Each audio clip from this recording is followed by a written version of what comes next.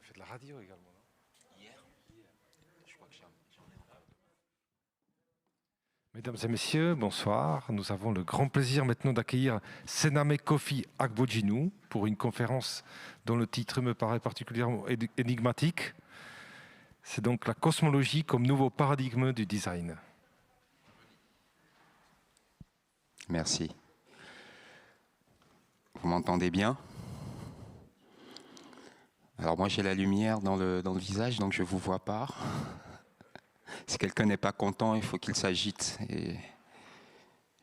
Donc voilà, je vais vous raconter mes histoires. Alors je savais pas trop quoi faire. Est-ce que j'allais plutôt vous présenter des projets? Est-ce que j'allais lire un test ou plutôt faire ce que j'aime, raconter simplement des histoires? Et finalement, j'ai décidé de faire un peu de tout. Voilà, comme ça, il n'y a aucun risque que vous vous ennuyiez pendant cette petite heure qu'on va passer ensemble. Donc, je suis censé vous parler de cosmogonie, mais je vais d'abord commencer par vous parler de ce petit être, le pangolin. Donc, vous le savez, le pangolin est soupçonné d'avoir déclenché la crise dans laquelle nous nous trouvons aujourd'hui. En réalité, c'est un petit animal tout à fait inoffensif, qui est l'animal le plus braconné aujourd'hui, bien devant l'éléphant, le tigre, le rhinocéros par exemple, et qui est menacé, lui, d'une extinction un peu silencieuse parce qu'il n'a pas la prestance des autres. Mais en réalité, c'est un animal très très très intéressant. C'est une sorte de monstre taxinomique, dans le sens où il concentre différents univers. C'est à la fois un animal aquatique, mais on est aussi un animal terrien. Il sait grimper aux arbres, il se tient debout comme un homme, le maintien tout à fait anthropomorphe. Il a le corps recouvert d'écailles, sa langue est plus longue que tout son corps. Et toutes ces particularités font que c'est un animal qui a été saisi par plusieurs populations d'Afrique pour être l'élément qui articule un système de pensée très très très complexe. Je pense notamment aux Lélés et aux Légas d'Afrique centrale, et je vous renvoie pour cela aux travaux de Marie Douglas ou Luc Deusch. Et donc, le pangolin est considéré dans beaucoup de grands mythes fondateurs comme étant l'animal qui a déclenché pour ces populations-là la création, et qui est l'animal aussi qui ordonne le monde en réalité. Donc, on tire plusieurs leçons chez ces populations-là de l'observation du pangolin. Alors, par exemple, le pangolin nous apprend la mesure, parce que c'est un animal unipare. Un peu comme les hommes, il ne fait qu'un seul bébé par portée. Donc, il nous apprend à nous réguler nous-mêmes, en quelque sorte. Le pangolin nous apprend aussi une forme de radicalité, d'irréductibilité, dans le sens où le pangolin se laisse mourir en captivité. C'est un animal que vous ne pouvez pas introduire dans une logique de production entre guillemets industrielle. Et donc il échappe à toute projection mathématique et à toute volonté de le réduire à du bien reproductible. Alors ce n'est pas tout. Le pangolin nous apprend aussi la honte. Les Lélés par exemple disent que c'est le seul animal qui éprouve la honte. Parce que quand vous surprenez un pangolin, eh bien, il se recroqueville sur lui-même. Il cache sa tête, et donc il nous apprend par là à avoir une sorte de conscience des actes que nous posons. Et alors je peux continuer, hein, le pangolin est aussi l'animal qui a apporté la civilisation. On fait de l'architecture en s'inspirant de sa forme, et la façon dont ces écailles sont agencées prescrivent toujours chez les Lélés la façon dont les toitures des maisons sont élaborées. On considère que le pangolin est l'alter ego du chef. Le pangolin est un homme dans le monde sauvage, comme le chef est un animal chez les humains. Et donc, il y a plein de rites comme ça où le chef rencontre le pangolin pour régler des potentiels conflits qui pourraient être des conflits qui mobilisent le monde sauvage et le monde domestiqué par les hommes. Tout ça pour dire que vous voyez qu'il y a tout un système de pensée, un système du monde très complexe que ces populations-là ont ouvragé autour du pangolin et qui leur permet de se positionner de façon, on va dire, apaisée dans leur réalité physique. Et donc, la quantité de pangolins à ponctionner dans la nature est elle-même réglementée parce que cet animal est l'animal qui éclaire et qui fixe les règles qui nous permettent d'être cohérents en société et de faire en sorte que nos sociétés soient cohérentes par rapport à l'ensemble de la totalité qui fait monde. Donc il me semblait tout à fait intéressant d'introduire ce propos par le fait que c'est peut-être un cosmocide ou un épistémicide. Je veux dire par là le fait que ce système de pensée complexe soit tombé en désuétude qui a provoqué la crise dans laquelle on est aujourd'hui, puisque c'est les mêmes populations qui hier vénéraient cet animal, qui aujourd'hui livrent des milliers et des milliers de représentants de cette espèce à une traite essentiellement entre l'Afrique et l'Asie, qui est aujourd'hui le trafic le plus fructueux, même plus fructueux que le trafic de la drogue. Et donc, c'est Claude Lévi-Strauss qui disait « il y a des animaux bons à penser et il y a des animaux bons à manger ». Et là, on a le cas d'un animal qu'il ne fallait pas visiblement manger. Et le fait de l'avoir mangé fait qu'on a tous des masques aujourd'hui. Voilà. Tout ça pour dire que ce dont je vais parler aujourd'hui, qui sont les cosmogonies, sont des productions symboliques très fortes que plusieurs populations de par le monde ont essayé d'élaborer pour se limiter elles-mêmes et pour développer cette conscience de leur participation à quelque chose qui les dépasse et le fait qu'ils résument en quelque sorte quelque chose qui, encore une fois, les dépasse et que tous les actes qu'ils posent ne devraient jamais être conflictuels au regard de cette totalité.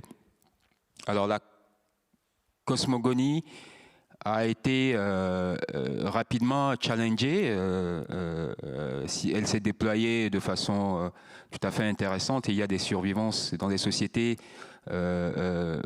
villageoises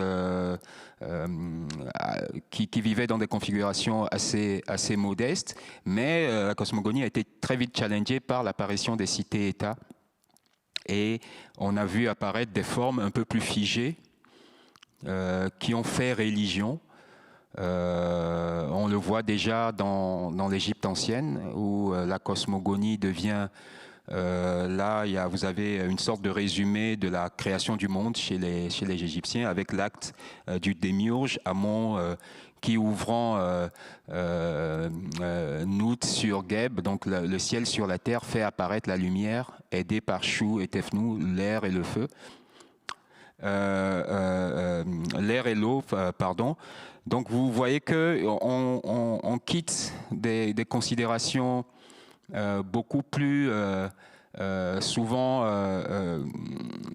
directement cosmiques, médiées par des espèces animales un peu chimères, un peu étranges, pour quelque chose qui va plus être une sorte de cosmologie où des astres vont remplacer des grands systèmes, des systèmes élémentaux et le drame cosmique va de plus en plus se rigidifier et prendre forme d'êtres à qui on va prêter, on ira même jusqu'à prêter des qualités ou des défauts qui sont des qualités et des défauts strictement humaines.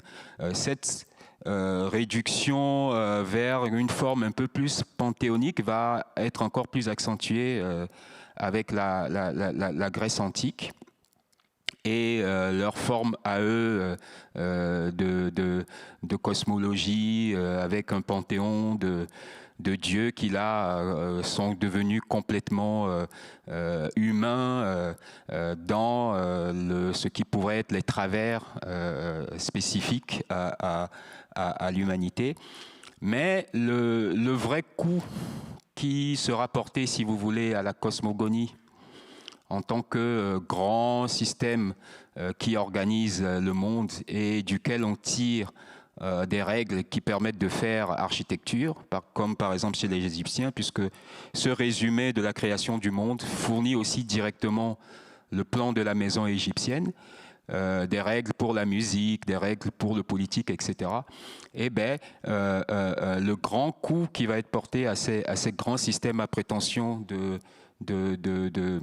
d'organiser l'ensemble des activités humaines pour qu'elles soient cohérentes et en cohérence avec le reste, ben ça va être ce qu'on peut appeler la modernité. Et quelque chose qui va se cristalliser autour des Lumières et où là, on va définitivement, l'homme européen va définitivement jeter à bas tout ce qui est de l'ordre de conception organiciste du monde pour un système un peu plus, comment dire, le système à prétention rationnelle qui, lui, n'assume pas si vous voulez, la totalité. Mais je vais essayer de mieux expliquer cela tout à l'heure.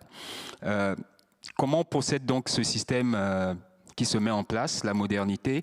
Elle procède par deux ruptures avec les logiques organicistes du monde que, justement, les cosmogonies promeuvent. La première rupture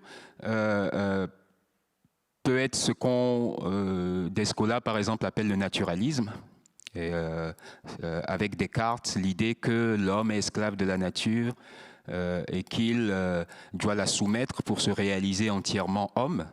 Et donc cette mise à distance de la nature, où le désir de n'y voir plus que de la ressource, de quelque chose à maîtriser, à servir, à mettre à son service, est la première grande rupture disorganique qu'on doit au mouvement de la modernité.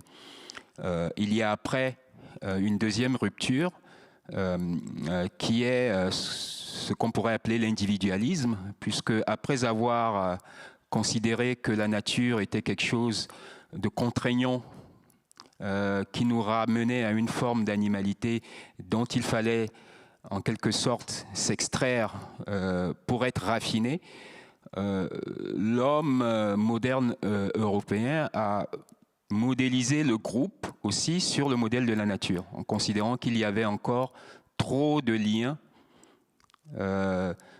d'entraves dans la tribu, le groupe, la famille, qui empêchaient l'homme d'être tout à fait réalisé, d'être tout à fait raffiné. Donc c'était de la liane comme du lien en quelque sorte, et l'homme devait devenir complètement individuel, et cela passe par tout un tas de subtilités, à grand renfort de l'art. Toute l'histoire de l'art a été pour promouvoir une sorte de mélancolie, de narcissisme, de le journal intime, etc., etc. Et tout le cycle des oppositions artistiques, romantiques, contre classiques, etc., n'a été que pour élaguer de plus en plus dans la conception groupe liée à l'homme pour faire un individu de plus en plus raffiné. Et donc, alors j'ai parlé de l'art, mais il faut voir aussi en économie, avec toute la théorie de l'économie politique qui va postuler que la vraie loi du monde, c'est en quelque sorte la concurrence de tous contre tous, et que l'égoïsme est ce qui permet, ce qui fait le progrès. Donc vous voyez que donc au moment en cette modernité, la cosmogonie devient vraiment la chose dont il faut se débarrasser, et je ne fais pas un mauvais procès à la modernité, dans le sens où cette histoire-là était tout à fait justifiée par rapport à ce qui était la situation en Europe à l'époque. Et ça a été une éthique, ces deux ruptures dont j'ai parlé. Et cela permettait de libérer l'individu et de libérer l'homme tout court d'un tout un tas de contraintes à cette époque-là qui étaient assumées par le poids de l'Église, etc., etc.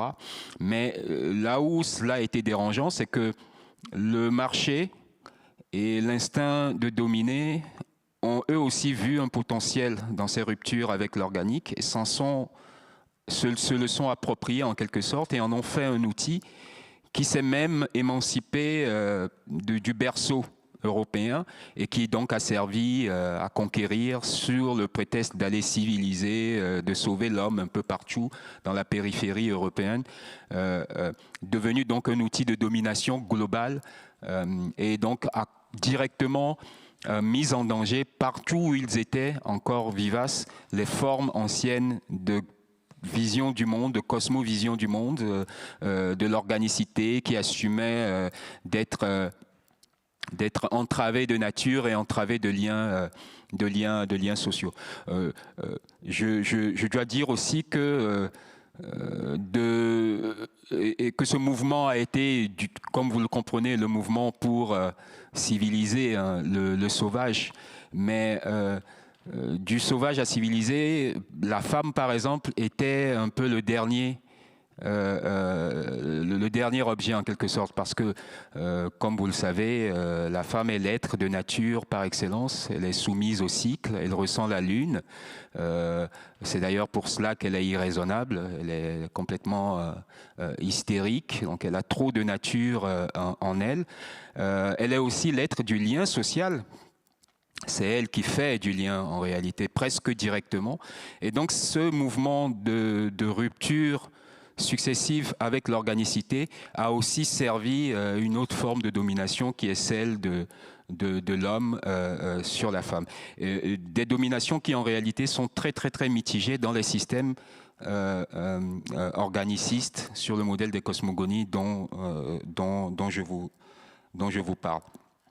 Donc on a basculé avec la modernité dans une logique où le reste du réel pour l'homme n'était pas quelque chose avec lequel ou duquel il était en écho, qu'il résumait en lui et auquel il participait, mais le monde est devenu une suite d'utilités à exploiter en quelque sorte. Et l'esprit rationaliste dont je parle a été d'autant plus fort qu'elle a procédé, et c'était son seul moyen de se développer, par silo. C'est-à-dire que la rationalité bug seulement quand il s'agit d'avoir une vision globale des choses et de comprendre les relations. Mais du moment où vous restez dans le confort des spécialités, en politique, en sciences, en esthétique, etc., vous pouvez déployer à l'infini cette arme formidable de la raison. Et ce que j'essaie d'expliquer par là, c'est que ce processus d'abdication de la cosmogonie pour un nouvel outil conceptuel rationnel est en réalité une démission parce que c'était une sorte de renfermement dans quelque chose de confortable qui nous permettait d'éviter de voir la vraie complexité du monde que les conceptions organicistes dont je parle, elles, assumaient complètement. Vous êtes toujours là, je ne vous ai pas perdu. Ce n'est surtout pas le moment de vous perdre parce que maintenant je vais lire ce que je ne fais jamais. Donc je vais vous lire un extrait d'un ouvrage à paraître, enfin il a presque paru, qui s'appelle « Décoloniser le futur ». Et donc un extrait de cet ouvrage qui parle donc de cette conscience un peu perdue de l'organicité. Donc je lis. L'univers procède comme s'il résolvait des problèmes en permanence. Quelque frustrant que cela puisse être pour la conscience moderne, les hommes ne sont pour rien en ce que le monde fonctionne. Ce n'est que cela l'existence, cette performabilité. Et quand nous avons parlé de la conscience, c'était de cette conscience de la performabilité. Les sagesses ont considéré que s'il y eut un commencement, elles devaient s'y mouvoir la conscience sur le commencement, comme un souffle sur un océan calme, qu'elle aurait forcément mis en trouble ensuite du désir de se répondre à elle-même. Elle est depuis incarnée en toutes choses, elle est la source, le produit et la somme de toutes choses. Son principe est donc de se reconnaître dans les choses qui toutes la partagent. Les objets eux-mêmes contaminés de cette conscience, ainsi que nous le verrons, répondaient à ce principe. La conscience est en écho d'elle-même. Mais l'humain est partout qui l'a recueilli plus crucialement. La désescalade des cosmogonies toujours, leur enchaînure de gésines, s'ensemençant les unes les autres, tout le drame parturiant finit à l'homme. Il est placé au milieu des choses, l'homme distingué de toutes comme leur berger, quand bien même elles le dépassent. Chez les Beta-Maribais du Togo et du Bénin du Nord, l'homme est le repère autour de quoi toute la cohérence s'organise et se déploie. Fixé, il a le pouvoir de n'être jamais perdu dans l'immensité de l'univers. Il accueille la complexité en lui, il la résume. En lui seul, tout joue à être complet. Le rôle de l'humain dans ces cosmo-éthiques est de ménager les chevaux. C'est ambitieux. Mais avec l'orgueil moderne, on a postulé que son rôle était de le débrouiller. On a ainsi ouvragé un projet philosophique en réalité de la démission, j'en parlais tout à l'heure. On peut considérer que dès lors que se sont érodées ces voies supérieures de l'humain par quoi il participait à la totalité, on tentait désormais des logiques de la saisir. Il s'est mis en sourdine la capacité d'accueillir pour celle d'analyser. Tel un muscle qui n'est plus entraîné et devient flasque, on a atrophié le sens de raisonner avec les choses. L'organicité, c'est justement d'entendre, pour ainsi dire, impérieusement à la fois les concaténations supérieures et les structures complexes en écho d'elles et de cohérence avec elles qu'elles suggèrent à la capacité cognitive des hommes. Elle s'explique donc moins par ce qu'elle est que par ce que l'humain la conçoit. Et si donc elle est conçue, c'est qu'elle est justifiée de son sens. C'est évidemment là une justification difficile à entendre à l'esprit analytique, l'esprit tout court. En réalité, elle l'est, difficile à entendre, plus sournoisement pour le démocratique qu'elle suppose dès lors dans le saisissement du monde. C'est cela qui en fond répugne le bel esprit, l'instinct bourgeois. Il y a, qui n'a pas été assez étudié, un renforcement des structures de pouvoir dans la substitution d'élaborations rationalistes à toute idée de logique intrinsèque du monde, de l'ordre du ressenti. Ces ouvrages conceptuels travaillés du besoin d'être complexes, ce qui confine à la complexification, sont pour divorcer de ces concaténations naturelles, à la fois hautement complexes et accessibles à tout humain, où qu'il soit dès lors qu'il est fixé. Aussi, l'effort est-il toujours de nous jeter dans la frénésie du mouvement stérile, du geste infécond. Et ce n'est que cela la modernité, une vaste entreprise de séparation fondamentale en tout avec de la possibilité de vie. Nous avions déjà vu que la vie faisait la conscience. Dans la perspective, en circuit des sagesses, la conscience enfante. Le tout est dans un mouvement brassé. Le basculement définitif dans les sociétés d'humains analytiques porte glas de l'ouverture et l'interopérabilité des données du monde assurées au sein des visions organicistes. Le formalisme, puis la dialectique, furent deux aspects premiers dans une amputation du sens dont le cache-sexe est la logique de silo. Les spécialités seules ont permis à la modernité de se survivre intellectuellement, alors même qu'elle limitait l'embrassement du monde. C'est le privilège des sociétés anciennes que d'être ouvertes à la computation dans l'intentionnalité naturelle et d'avoir ouvragé les seules logiques complexes, souvent de création symbolique, capables de la retranscrire. L'ambition d'atteindre la complétude, une autre façon de scientificité, du drame cosmique crypté dans la forme cosmogonique, est remplacée dès les Grecs par une structure panthéonique rigidiquement humaine. C'est peut-être un glissement de la puissance de dispositifs anthropomorphiques vers la médiocrité de l'humanisme où quelque chose de la complexité est perdu pour la tragédie. De la figure humaine prêtée à la vérité naturelle faisant des déités, on est passé à la simple humanisation de Dieu institué.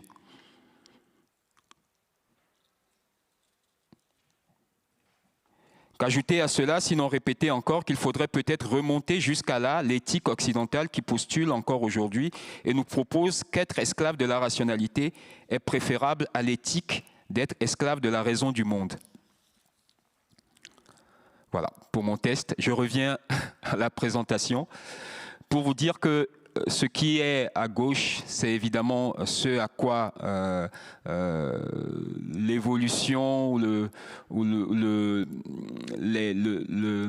les bousculements qu'ont subis les systèmes cosmogonies par l'apparition des grands groupements humains, puis la modernité, ce à quoi on est arrivé, donc à cette sorte d'anthropocentrisme où l'homme domine tout et ne voit en tout que des utilités.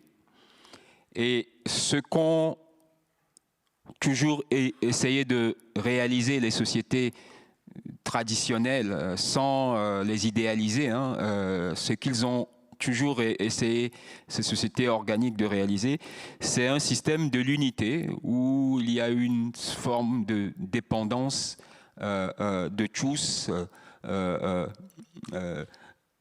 en tous, en quelque sorte. Mais souvent, on considère, c'est ce que je voulais dire par ce test, qu'il y a d'un côté un anthropocentrisme et que l'homme n'est pas au centre dans la deuxième configuration. Mais en réalité, l'homme, qui d'ailleurs le plus souvent est une femme, puisque dans les cosmogonies, l'être qui arrive en fin de toute l'enchaînure des accouchements, qui est l'homme, est souvent androgyne ou plus féminin. L'homme est au centre en réalité, mais ce n'est pas un anthropocentrisme clivé de la totalité ou qui exploite la totalité. C'est-à-dire que l'homme, étant le dernier né de la création, est souvent placé en responsabilité de l'ensemble de ce qui le précède. Et donc il est au centre et il est censé organiser et être ce qui permet à toute cette cohérence, qui garantit que cette cohérence perdure en quelque sorte. Et c'est la responsabilité qu'investisse l'homme dans beaucoup de ces structures, traditionnelles. Donc, en fait, en réalité, j'ai jusqu'ici pas réellement essayé de définir ce que c'est que la cosmogonie. Donc, quand on parle de cosmogonie, il faut imaginer un grand discours posé un peu comme indépassable, dont la fonction est d'articuler harmonieusement le fait d'homme, les structures sociales dans la structure biosphérique, elle-même articulée dans une structure qui la dépasse, qui est cosmique. Et donc on crée un système d'interopérabilité ou d'interdépendance et restitué un peu sous une forme narrative de grands drames cosmiques qui se succèdent et dont les acteurs sont pour nous donner une leçon que, en réalité, tout doit pouvoir fonctionner, je sais, j'utilise beaucoup ce terme, en cohérence. Donc, il s'agit d'expliquer par un seul geste l'infiniment petit et le plus grand. Et dans les sociétés traditionnelles dont je parle, les choses fonctionnent réellement de la sorte. Il n'y a rien d'anecdotique et on voit dans n'importe quelques petites choses que soit la manifestation de quelque chose qui nous dépasse, comme la chose qui nous dépasserait aurait un écho ou pourrait être résolue en réalité par un acte qui pourrait vous paraître tout à fait insignifiant. Et ces grands mythes sont rappelés, donc sont déjà cryptés, engrammés dans des formes narratives complexes que sont les cosmogonies, mais elles sont ensuite déclinées dans ce qui pourrait être une cosmo-architecture, une cosmo-production matérielle, dans les masques, la maison, l'habitat, etc., etc. Et ces mythes sont rappelés à chaque grand moment, que ce soit une fête agraire, un mariage, un rite de fondation d'une nouvelle maison, l'agrandissement du village, etc., etc., pour que chaque nouvel acte que l'homme pose ne soit pas un acte qui échappent à cette cohérence dont nous parlons. Donc, l'idée qu'il y ait par un seul geste, on explique tout, c'est le principe même de ce qu'on peut appeler la matrice.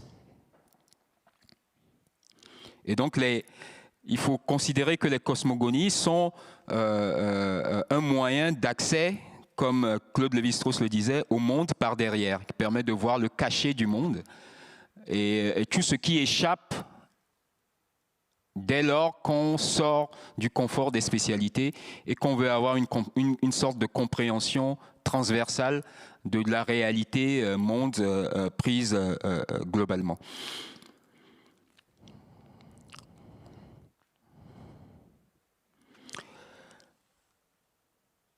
Je voulais dire aussi que donc la cosmogonie finit souvent par l'apparition de l'homme, mais souvent il a le renfort d'un petit animal, toujours un animal un peu frontière, une sorte de chimère, un animal qui lui apporte la connaissance, qui incarne sa conscience, qui fait intermédiaire avec les choses qui le dépassent. C'est souvent une tortue, une chauve-souris, un fourmilier, un pangolin, etc., etc. Et cet animal est mobilisé, comme on l'a vu tout à l'heure avec le pangolin, souvent pour rappeler cette sorte d'interdépendance et de la complexité du monde à l'homme. Maintenant, j'en viens à la question du design. Donc, ce que je veux proposer très modestement, c'est de se dire que un des problèmes que nous connaissons aujourd'hui, c'est l'outil conceptuel que nous mobilisons pour créer, qui est, lui, très verrouillé sur la construction moderne, rationaliste dont j'ai parlé tout à l'heure, et donc perverti par cette tendance à vouloir faire de l'argent ou à dominer. Et on le sent, vous le sentez très, très fortement enfin, dans les laboratoires d'innovation de la Silicon Valley.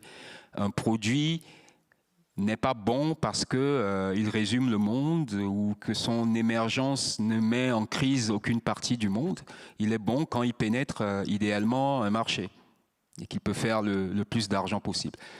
Alors ce serait seulement dans les laboratoires d'innovation de la Silicon Valley ou les laboratoires d'innovation chinois, ça irait, mais c'est la même chose dans les écoles de design, c'est-à-dire qu'en prof de design, je mettrais une bonne note à un étudiant parce qu'il a fait un objet très ergonomique et entendez par là que beaucoup de gens vont vouloir l'acheter.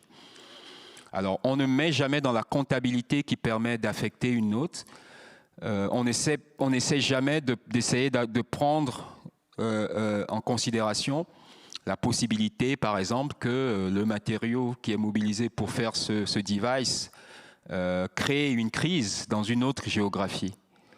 Ou par exemple, l'apparition de cet objet produit fondamentalement de l'inégalité dans la société qui va la consommer.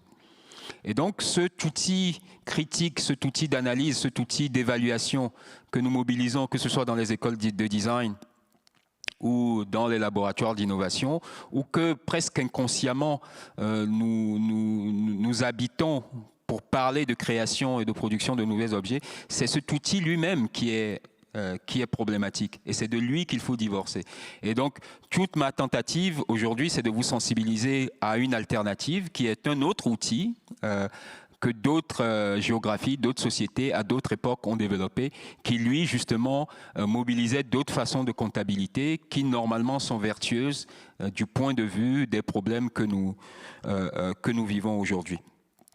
Et en réalité, les objets tout à fait extraordinaires que cet outil a pu créer en termes de design, dont vous voyez quelques expressions là, ont déjà intéressé le design moderne.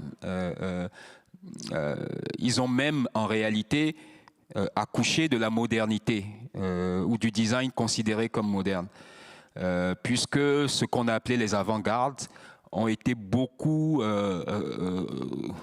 régénérés par ces productions un peu chimériques venues de ces géographies encore primitives où ces considérations globales des choses étaient encore insistantes. Sauf que ce qui s'est passé, c'est que le design, la modernité industrielle n'a vu que l'intérêt esthétique, l'intérêt formel dans ces productions. Et donc cet accaparement s'est fait en passant par perte et profit, la dimension éthique qui était à l'origine ou qui était la substance de ces esthétiques primitives, hautement fonctionnelles, utilitaristes du point de vue purement mathématique. Et encore une fois, c'est parce qu'on était déjà dans un paradigme qui réduisait tout à de la mathématique, à de la comptabilité purement productive et du gain, qu'on n'a pas pu tirer pour faire de la modernité aussi la substance, entre guillemets, éthique que, comment dire, ces différentes formes ou ces concepts canons traduisaient. Le meilleur exemple, c'est ce qu'on appelle le nombre d'or ou le rectangle d'or ou la spirale d'or, cette logique de répétition à l'infini du tout dans la partie qui a beaucoup influencé le design et la création et dont vous trouvez des origines encore une fois dans des sociétés très anciennes ou très primitives, mais qui dans ces sociétés-là prenaient en charge des choses beaucoup plus profondes qu'il s'agit donc, quand je propose qu'on retourne à la cosmogonie et qu'on se débarrasse de l'appareillage conceptuel rationaliste capitaliste d'aujourd'hui, dont il faut essayer maintenant de voir les leçons dont elles pourraient nous faire profiter notre contemporanéité. Alors, je vais maintenant juste vous montrer quelques images, vous jeter un vrac de pistes, essentiellement en architecture et connecté directement à ce qui est, moi, ma pratique. Sauf si vous avez des questions et que vous préférez plutôt qu'on passe les 15 dernières minutes à discuter. On continue, merci.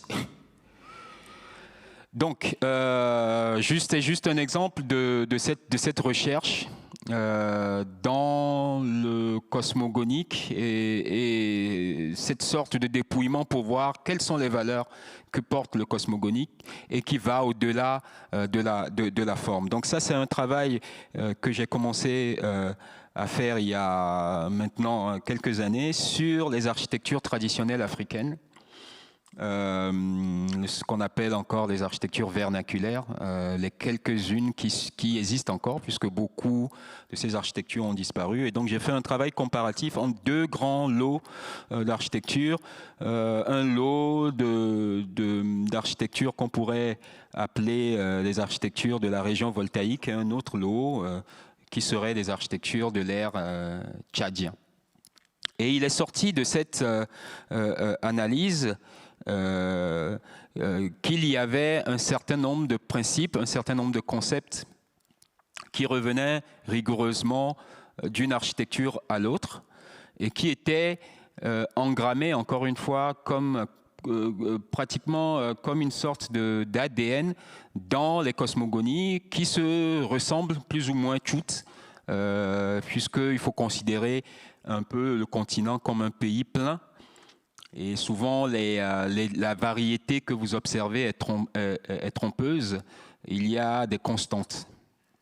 Et donc, juste pour essayer d'expliquer ces principes qui sont au nombre de 8, qui reviennent systématiquement dans les architectures africaines, et voir comment il y a là peut-être là une piste pour faire de l'architecture moderne aujourd'hui, dont la fonction première ne serait pas d'entretenir la logique productive marchande, mais de faire de l'architecture sur le modèle des bâtiments anciens comme des bâtiments qui participent de quelque chose et qui maintiennent cette chose cohérente et dont la fonction est de ne rien perturber de l'ordre, entre guillemets, qui les dépasse.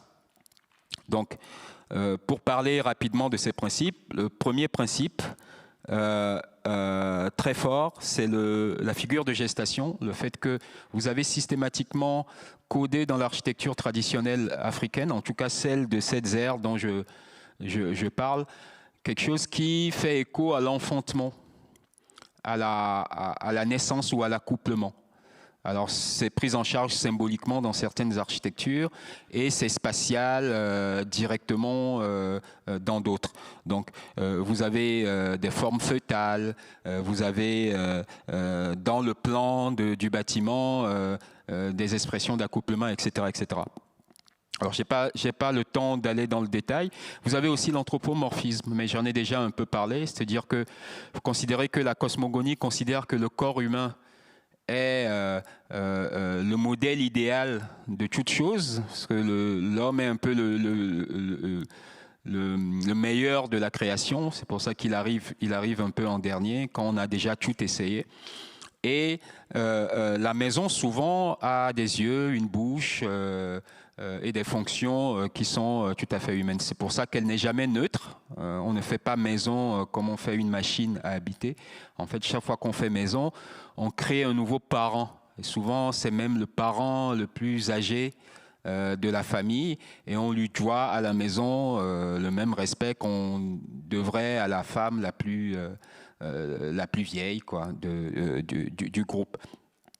Vous avez la gyration, le fait que le plan est toujours tournant. Ça, c'est quelque chose qui, avec la fractale, produit donc la spirale d'or, le nombre d'or, qui est très fort dans ces architectures-là. Je pense aux travaux de Ronen Glash, qui est parti avec son sac au dos photographier des villages africains en haut et qui a révélé que les villages africains étaient pour la plupart construits sur un modèle fractal. Vous avez la différentialité, le fait que la maison n'est jamais neutre, elle est toujours mâle et femelle. Il y a toujours ces deux forces qui sont en tension, qui essaient de s'équilibrer. Et c'est d'ailleurs ça qui met en mouvement toute l'architecture, toute la construction et qui provoque le rythme. Quel autre principe? Les fractales, j'en ai déjà parlé. Il y a la panoptique. Alors, c'est un concept qui a mauvaise presse parce qui a été développé par Jeremy Bentman et surtout a été repris par Foucault plutôt pour décrire des architectures carcérales. Mais il y a de la panoptique dans le bâtiment ancien africain pour traduire cette idée ou cette éthique que tous les points de vue doivent converger. C'est-à-dire qu'il n'y a pas d'angle mort dans le bâtiment africain, dans le sens où il n'y a pas d'esprit individuel. Et on est toujours en société, on est toujours sous le regard de tous, et tous sont responsables, entre guillemets, de tous. Après, il y a le principe d'inextricabilité, qui fait déjà que tout ce que je dis là, vous essayez de le dire à un Africain traditionnel, il va vous dire que ce n'est pas vrai parce que le seul fait de distinguer les principes, c'est déjà une abstraction. Ce tout est tellement intriqué que dans l'esprit même des populations qui produisent ces formes complexes de relations au monde, ils n'arrivent pas à débrouiller en quelque sorte. Et c'est souvent le travail des anthropologues de voir les sauts conceptuels. Et enfin, donc, l'unité, qui est que tout cela est un et que le monde est résumé dans chaque partie des choses. Donc voilà, par exemple, oui, principes d'organisation spatiale ou 8 principes symboliques directement en quelque sorte promus par des cosmogonies. Vous retrouvez dans la façon dont le schéma narratif des cosmogonies est élaboré, le fait que tout vient d'un état plus ou moins informe, que cet état enfante pour on ne sait quelle raison, et que cet enfantement produit un mouvement plutôt tournant, et puis qu'il y a une séparation de forces qui sont opposées, et que ces forces se mettent ensemble, accouchent de quelque chose qui lui doit avoir en résumé tout ce qui l'a précédé, etc., etc. Vous pouvez donc faire éclater de la cosmogonie en des principes que vous pouvez mobiliser ensuite dans de l'architecture, dans du design produit, dans de la mode, etc., etc. En essayant, comme le font les sociétés traditionnelles africaines, de ne pas invisibiliser la portée éthique de chacun de ces principes et d'assumer complètement que si vous les mobilisez, ce n'est pas seulement pour du canon, pour de l'esthétique, mais aussi pour toujours rappeler que le produit ne peut pas être neutre. Le produit prend en charge une certaine vision du monde qui est celle de la cohérence. Alors, je vais passer rapidement, c'était pour vous parler d'anthropomorphisme, vous montrer quelques plans, et je vais vous montrer 2 types d'architecture traditionnelle, les Beta-Maribé du Nord Togo et les Mousgoum du Cameroun, pour illustrer un peu comment 2 architectures fondées sur les mêmes principes dont je viens de parler peuvent paraître esthétiquement complètement opposées. Et pour dire que ce qu'il s'agit d'atteindre avec la cosmogonie, c'est l'ADN, mais du moment où vous saisissez cette essence, selon le site où vous projetez, vous pouvez avoir des formes complètement différentes. Donc, les Mousgoum, alors c'est une architecture qui a pratiquement disparu aujourd'hui, dont on a des photos grâce à la mission au fameux voyage au Congo d'André Gide, qu'il avait fait avec Marc Allégret, jeune vidéaste, et donc qui a pris des photos de ces architectures qui ont pratiquement Mousgoum, qui ont pratiquement disparu aujourd'hui, donc architecture de terre, etc. Alors une architecture intermédiaire avant de venir au Tamberma, Moudang, qui a disparu elle aussi, elle permet à cette architecture-là de faire le lien, et quand vous considérez le continent donc comme un pays plein, comme je l'ai dit tout à l'heure, vous pouvez créer une chaîne comme ça d'architecture qui vous permet de voir qu'en réalité, il y a un lien dans toutes ces architectures, et que toutes ces architectures sont la tentative ou la tentation de concrétiser ou de cristalliser sur des sites à chaque fois différents la même éthique fondamentale que prend en charge la construction cosmogonique. Donc vous avez là une idée de la fractale, l'architecture, le masque, etc. reprennent les mêmes formes. Ce sera la même chose de l'objet le plus anecdotique que vous verrez dans la cuisine jusqu'au plan du village. Il y aura toujours l'idée que c'est la même forme qui se répète à différentes échelles. Les Tamberma maintenant, donc là on est au nord Togo et Bénin, donc une architecture un peu en fortin, une architecture presque défensive, où vous avez là aussi, même si cela paraît être très différent de ce qu'on a vu précédemment, le même ADN, les mêmes principes dont je parlais tout à l'heure. Voilà, donc ce qu'il faut toujours avoir à l'esprit et que je veux montrer par cet exemple aussi, c'est donc de toujours revitaliser la portée éthique de ce que permet la cosmogonie comme contrat. C'est-à-dire que si demain on faisait rentrer dans les écoles de design un nouveau curricula ou de nouvelles formes d'évaluation qui serait qu'à chaque fois on s'inscrit dans une cosmogonie, dans un contrat un peu codé sur la forme d'un grand mythe, il faudrait définir quelles sont les valeurs que porte ce mythe et comment ces valeurs sont déclinées en notes Après, et comment les expériences ou les productions à chaque fois originales de chacun des étudiants arrivent à prendre en charge ces valeurs-là. Donc, pour ne prendre que les quelques concepts que je viens de mobiliser, j'essaie ici de vous montrer en quoi ils ont l'air d'être faits pour notre époque, en réalité. Et vous pouvez faire une correspondance entre ce ce que j'ai appelé tout à l'heure la figure de gestation et ce que nous essayons d'appeler le durable. Le durable peut avoir une autre définition par un détour par l'Afrique, qui est que le durable, c'est une sorte de contrat intergénérationnel. C'est-à-dire que ce que je pose comme acte aujourd'hui ne doit pas mettre en danger ceux qui vont venir après moi. Et c'est cela que veut dire la figure de gestation, le fait qu'on rappelle à chaque fois dans l'ouvrage, dans l'objet, l'acte primordial d'enfantement dans tous les aspects du produit pour parler réellement design.